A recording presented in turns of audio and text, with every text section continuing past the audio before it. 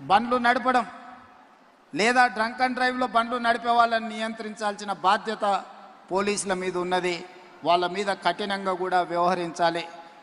స్పీడింగ్తోని మీరు చలానాలు వేస్తున్నారు, కానీ సంవత్సరం అయిన తర్వాత డిస్కౌంట్స్ ప్రకటిస్తున్నారు. దానివల్ల ఎలాగూ తగ్గిస్తారు కదా, మళ్ళీ చూద్దాంలే అన్న వ్యవస్థ ఈరోజు ఒక సమస్యగా మారింది. అందుకే పోలీస్ సిబ్బందికి శాఖకు నేను సూచన చేస్తున్నా, ఈ చలాన్స్ వెయ్యడం అనేది వెయ్యకుండానే నియంత్రించి వాళ్ళకు అవగాహన కల్పించాలి. తప్పని పరిస్థితుల్లో ఎవరి మీదైనా చలానా వేస్తే ఒక్క పైసా తగ్గించకండి.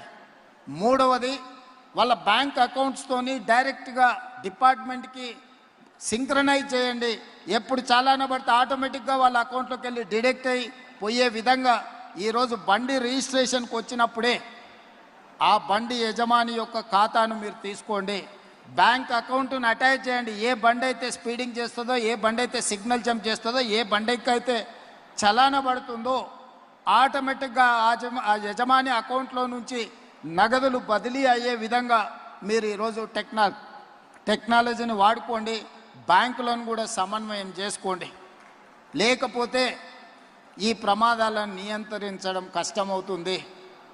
ఇలాంటి ప్రమాదాలకు పాల్పడే వాళ్ళ పట్ల కఠినంగా వ్యవహరించాలి. పిల్లలకు వాహనాలు ఇచ్చి ప్రమాదాలకు కారణమైతే వాహన యజమాని మీద కూడా కేసులు కట్టాలి. అప్పుడే చిన్నపిల్లలకు అందుబాటులో వాహనాలు పెట్టడం మానేస్తారు. ఇవన్నీ జరగాలంటే ప్రాథమిక విద్యలోనే పిల్లలకు అవగాహన కల్పించాలి.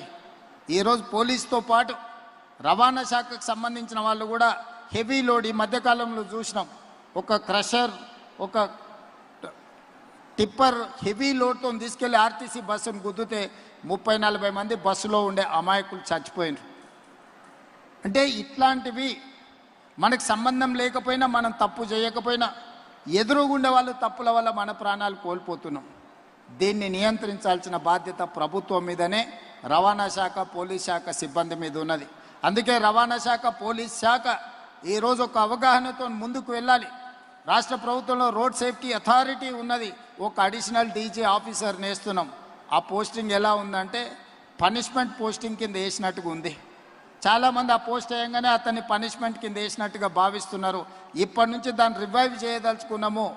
ఈరోజు ఏదైతే ట్రాఫిక్ పోలీస్ డిపార్ట్మెంట్ ఉందో కన్సర్న్ కమిషనర్స్ దగ్గర ఒక వింగ్ కింద పనిచేస్తుంది. ఆ వింగ్ ఎలా ఉందంటే కమిషనర్ గారు ఒకవేళ ప్రత్యేకమైన శ్రద్ధ చూపిస్తే తప్ప ఈ ట్రాఫిక్ నియంత్రించడానికి కష్టమవుతుంది. It is like an 6th finger.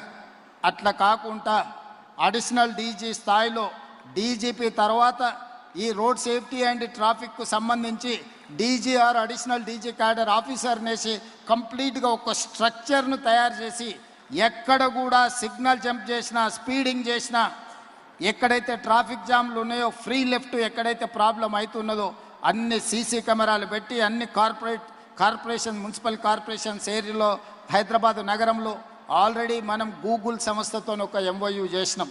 ఈ ట్రాఫిక్ సిస్టమ్ని అంతా స్టడీ చేసి ఫీడ్బ్యాక్ ఇవ్వడానికి. ఈరోజు మన కమాండ్ కంట్రోల్ రూమ్ ఉన్నది బంజారాహిల్స్లో. వీటన్నిటిని కూడా సాంకేతిక నైపుణ్యంతో ఈ సాంకేతిక నైపుణ్యాన్ని ఉపయోగించుకొని ఈ వ్యవస్థను బలోపేతం చేయాల్సిన అవసరం ఉంది. రీసెంట్గానే నేను పోలీస్ టాప్ ఆఫీసర్స్కి ఇన్స్ట్రక్షన్స్ ఇచ్చిన ఈ ట్రాఫిక్కు సంబంధించిన కంప్లీట్ వ్యవస్థను మనం ఈరోజు పూర్తిగా నిర్ణయం తీసుకునేది ఉంది.